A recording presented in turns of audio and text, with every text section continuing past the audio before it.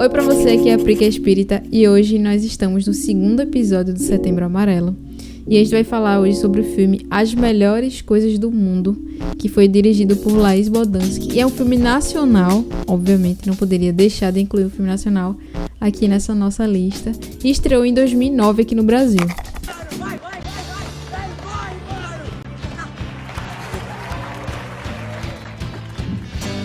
Nessa história a gente vai acompanhar um pouquinho da rotina, né, do dia a dia de Hermano, conhecido como Mano, né, que é filho de um casal que está prestes a se separar. Mano e Pedro, que é o seu irmão, nesse processo da separação dos pais, né, dos seus pais, eles acabam descobrindo, né, contando com um toque ali nessa história completamente inesperado, que é o fato de que o pai de ambos é gay, ou seja, ele está se separando para ficar com um homem. E é claro que essa descoberta, né, desse pai gay acaba afetando negativamente a rotina deles. Eles começam a ficar com muito medo de sofrerem bullying na escola, porque eles sabem muito bem quem são as pessoas com quem eles convivem diariamente, né, a burguesia onde eles estão inseridos, e como essas pessoas que acreditam que o dinheiro realmente manda em tudo, né, compra tudo, como é que essas pessoas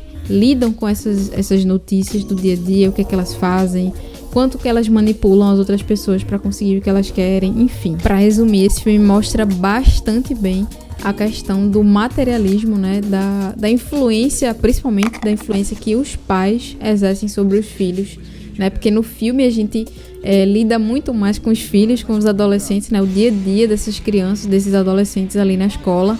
Mas a gente percebe, num determinado momento do filme, num diálogo entre Mano e a mãe dele, o quanto a influência do que os pais falam para os filhos faz toda a diferença quando no outro dia Mano chega na escola e replica o exato mesmo discurso que a mãe dele tinha falado para ele sobre um determinado assunto, e esse discurso acaba influenciando na vida de outra pessoa, né?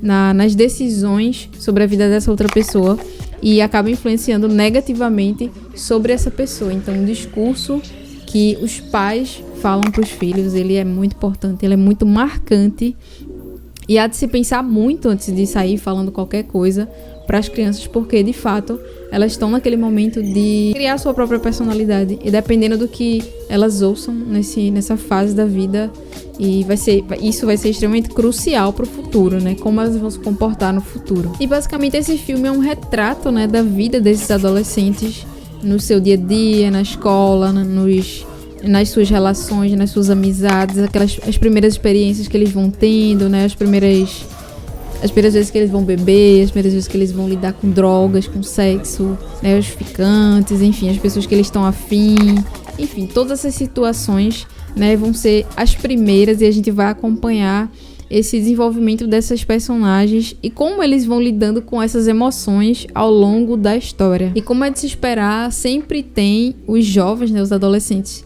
que se sentem muito bem diante de algumas situações, né, diante de algumas provocações, digamos assim, algumas provocações que outros amigos fazem, e tem outros, como o caso de Mano e Carol, que não se sentem tão bem assim diante dessas provocações, porque esses jovens, eles têm um lado um pouco mais sensível, um pouco mais diferente, eles pensam de uma forma diferente, né?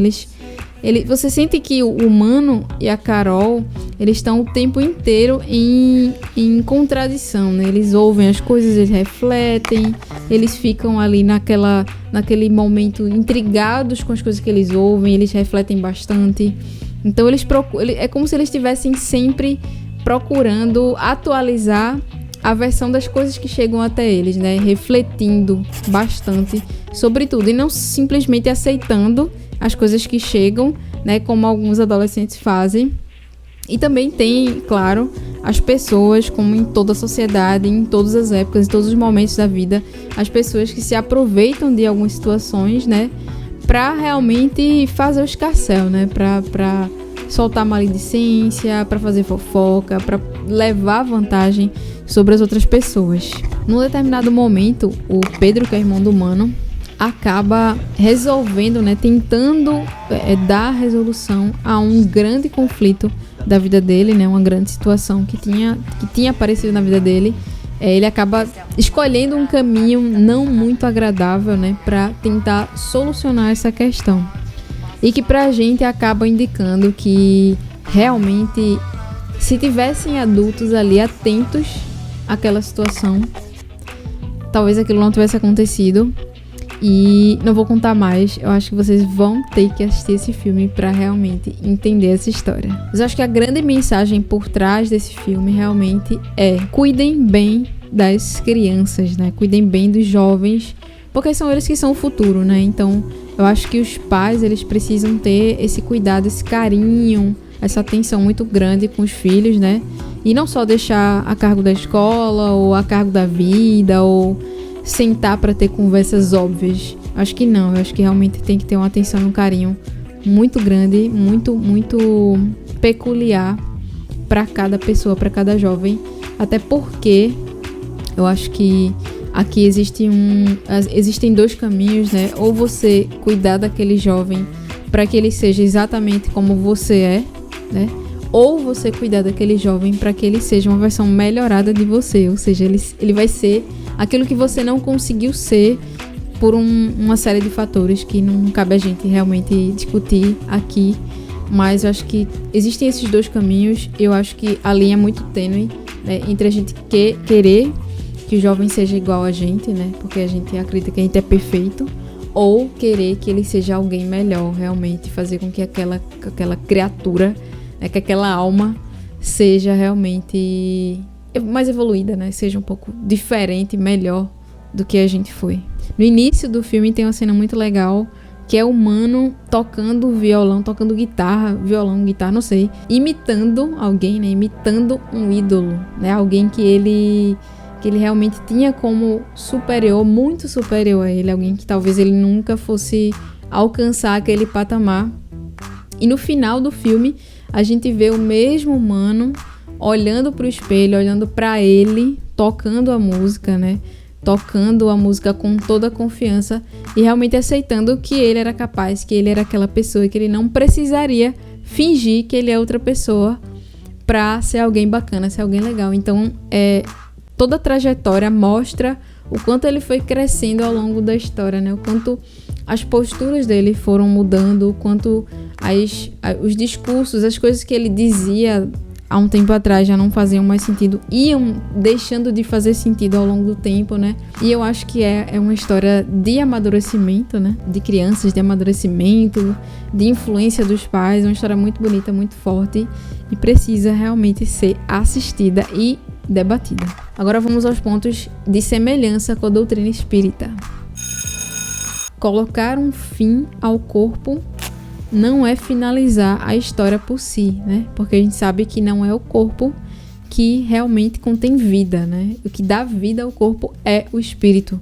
Então, ao colocar termo ao nosso corpo, a gente continua vivo, né? A gente continua seguindo. Então, talvez tentar esse caminho, né? Esse caminho doloroso não é a melhor opção, realmente não é a melhor opção. Porque você vai perceber que não vai acabar, né? A situação, ela realmente não acaba quando você acorda do outro lado e percebe que você não morreu. A pessoa percebe que não acabou, a pessoa percebe que a dor piorou, né? A situação piorou, porque ela queria que tivesse acabado e não acabou. Para piorar um pouco mais, ela não tem mais o contato das pessoas com quem ela podia contar aqui na Terra, né? Lá em Memórias de um Suicida, que é o livro que eu tô falando lá no Instagram, há alguns relatos, né? Na verdade, a história inteira é sobre o suicida, né? Sobre o Camilo. Mas, num determinado momento, ele conta um pouco de como os suicidas não podem ficar no planeta Terra, né? Porque eles têm uma vibração tão densa, tão pesada, que seria impossível, seria inconcebível mesmo que eles ficassem perto da gente, né? Perto dos encarnados. Porque essa vibração, ela é tão destrutiva, tão pesada, tão densa, que faria com que a pessoa que tivesse um pouquinho mais desequilibrada já tivesse vontade, uma vontade louca de realmente fazer algo terrível. Eles acabam sendo levados daqui para um local específico onde ficam todos os suicidas, né? A maioria dos suicidas vão para esse lugar justamente por conta dessa sintonia entre eles, né? Eles estão vibrando da mesma maneira. Então eles não podem ficar aqui, eles não ficam aqui, justamente porque eles estão numa situação extremamente delicada. E aqui a gente vê um conflito muito intenso entre Mano, Pedro e o namorado do pai deles dois, né? E os espíritos falam pra gente que a antipatia, ela é um fator, né? Onde dois ou mais espíritos moralmente distintos, né? Em momentos morais diferentes, né? Com valores diferentes, com atitudes diferentes, se conhecem, se reconhecem ali instintivamente, né? E já se repelem, justamente porque eles sabem que eles estão em momentos diferentes e que em algum determinado momento um dos dois vai ter que ceder, justamente, e normalmente quem cede, quem tem que ceder e quem tem que aprender é o que está um pouquinho menos elevado, né? O que já está um pouquinho mais ali, ele já entende que ele está em outra situação, em outro patamar, normalmente ele não fica magoado com o outro, né? Porque ele entende que aquela pessoa tá passando por aquele momento, né? Um pouco menos esclarecido, digamos assim, mas que em um determinado momento ele vai evoluir, ele vai chegar lá. Então, normalmente quem fica de birra é a pessoa que é um pouquinho menos evoluída mesmo. E aqui, Mano e Pedro, eles são extremamente preconceituosos com o namorado do pai. Você percebe que não é só um preconceito que eles têm, eles realmente são desrespeitosos, né? Eles são ofensivos com o pai, eles são ofensivos com a mãe, enfim, eles ficam realmente explodindo em diversos momentos. E essas explosões, elas são motivadas justamente pelo medo, né? O medo que eles sentem, a dor que eles sentem, pelo medo de serem chacota, de sofrerem bullying na escola, né? De certa forma, ter a rotina, a vida deles quebrada, né? Diante daquela situação diferente que tinha aparecido na vida deles, né? E essa dor, esse medo acaba impedindo eles realmente de ter uma convivência salutar com essa pessoa, né? Com o namorado do pai deles. E de aprender coisas diferentes, de evoluir de repente, enfim. De ver a vida sob uma perspectiva totalmente diferente, né? Da que eles estavam acostumados até aquele momento. Mas é a questão da blogueira da escola, né? Que é uma pessoa que ela não tem realmente nenhum comprometimento, em momento nenhum, com a verdade, né? O compromisso dela é realmente em causar treta na vida das pessoas, né? Em trazer maledicência, em fazer fofoca, em fazer piada com as pessoas, em soltar manchetes que realmente não vão fazer a menor diferença na vida de ninguém, a não ser para afetar negativamente as pessoas. E tem um trechinho aqui da resposta do Livro dos Espíritos que resume muito bem isso aí. O espírito aprecia isso, mas pode ser punido por esse prazer que sente em revelar o mal. E é muito curioso que no contexto da escola, né, no contexto dessa história no filme, muitas notícias, muitas coisas acabam acontecendo, acabam virando notícia por SMS, por MMS, né, na época da MMS.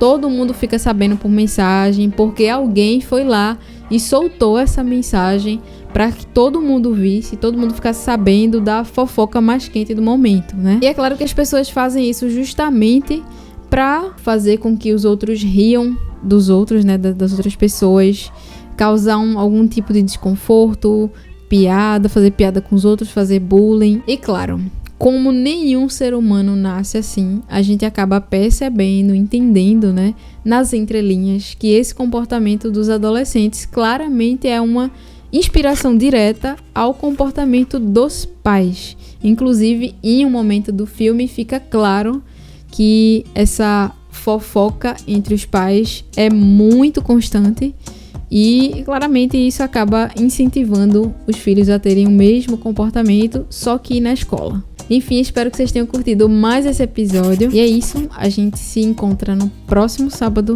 no próximo episódio, e até lá!